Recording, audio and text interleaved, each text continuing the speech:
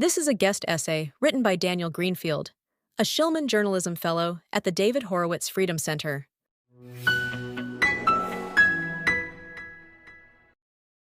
There was outrage after the move to deport foreign campus terrorist supporters, including Mamadou Taal, who had urged student protesters to take their cue from Hamas, and tweeted, quote, "Absolutely anyone the U.S. calls an enemy is my friend."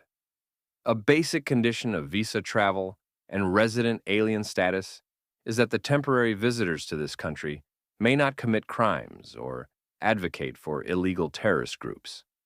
But the efforts to remove Taal, Mahmoud Khalil, a top activist in a Columbia University group that had celebrated the October 7th attacks and called for the destruction of America, and Rasha Alawi, a Lebanese Hezbollah supporter who attended Hassan Nasrallah's funeral, were condemned by U.S. Congress Democrats, the media, and even some liberal Jewish groups, like the Jewish Democratic Council of America and the Jewish Council for Public Affairs, as a violation of the First Amendment rights of terrorist supporters who were being quote-unquote punished for their speech, and those defending the rights of foreign nationals to assault police officers as free speech were not all that long ago cheering visa bans for Israeli Jews.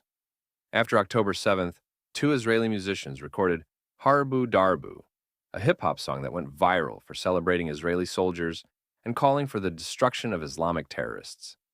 Next year, when Ness and Stilla, the musicians behind the song, tried to visit the United States to take part in a Miami concert sponsored by the Israeli consulate, their request for a visa was denied by then U.S. President Joe Biden's administration because of the passionate lyrics of the anti-terrorist song.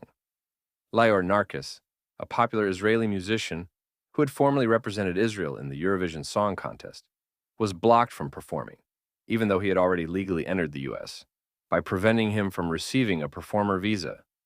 There was no reason for such a move by the Biden administration except to specifically stop the planned concert from taking place. None of the media outlets or organizations clamoring for the right of Islamic terrorist supporters to come to the U.S. on visas and terrorize Jewish students on campus objected to blocking so-called pro-Israel musicians from coming to perform here. And when the Biden administration announced that it would be restricting Israeli Jews opposed to Hamas from coming to America, the move was met with cheers from many of those now decrying the suspension of visas for terrorist supporters. In December 2023, then U.S. Secretary of State Blinken announced visa restrictions were being imposed on those he falsely described as so-called extremist settlers who were, quote, involved in undermining peace, security, or stability in the West Bank, including through committing acts of violence or taking other actions that unduly restrict civilians' access to essential services. The Biden administration's Jew ban was not only extended to Israeli shepherds who were defending themselves against Islamic violence, but to non-violent protesters opposed to Blinken's policies. The unprecedented sanctions hit goat farms, a baker who had shot a terrorist while serving in the army in 2016, and an Israeli mother of 8 who had worked with sexual assault survivors and was protesting the aid trucks that Biden was sending to Hamas. Here's how Roit Ben Haim, a protest leader who had a 6-month-old baby and a husband serving in Gaza, put it, quote, "From the moment I founded Zav 9, it was solely to bring our hostages home. We wanted to stop aid to Hamas and prevent harm to our soldiers. Our actions included all parts of the nation, hostage families, bereaved families, right-wing and left-wing alike, all participating in the most legitimate actions with zero violence. Now, we face sanctions, personally targeting me. 100% of the individuals and 85% of the organizations sanctioned under Biden's Executive Order 14115 were Jewish. And there was not a single word of protest against this Jew ban from those who had previously protested against then U.S. President Donald Trump's so-called Muslim ban in 2017. The same people who claim they want to protect Mamadou Taal and Mahmoud Khalil's quote-unquote freedom of speech were enthusiastic about imposing sanctions that banned Roit Ben Haim from getting a visa or even having a bank account. by falsely listing her as a transnational criminal organization for engaging in peaceful protests.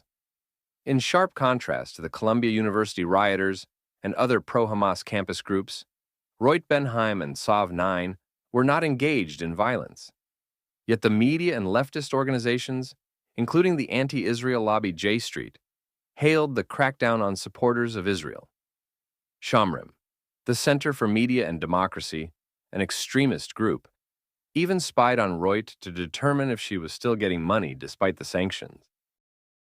When Trump eliminated those sanctions upon retaking office this past January, the media, including Politico, NBC News, Reuters, and the Associated Press, which has a history of Hamas ties, falsely accused Trump of causing violence by dropping sanctions on a housewife with a baby. Because it was never about so-called free speech. It was about supporting terrorism.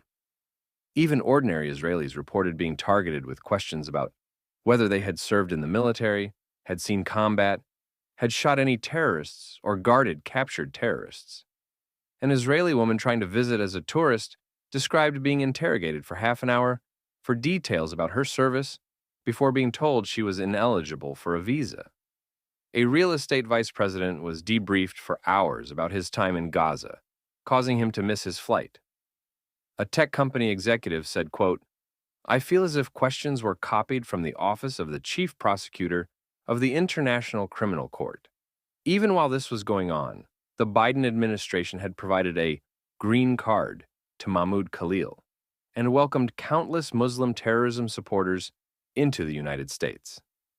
Those who defend campus Hamas supporters do not object to blocking people from receiving visas and coming to this country over their views or their connections to foreign organizations, as long as those views are pro-Israel and that foreign organization is an army fighting against Islamic terrorists. They only object to blocking and rescinding visas to supporters of Hamas and other Islamic terrorist groups for their violent assaults, threats, and campaign to destroy America and Israel. Those who support Ta'al, Khalil, and other campus terror supporters are not doing so because of some abstract commitment to free speech. They had plenty of chances to stand up for free speech. The only speech they support is the speech that they already agree with, and that speech is aimed at destroying America and Israel.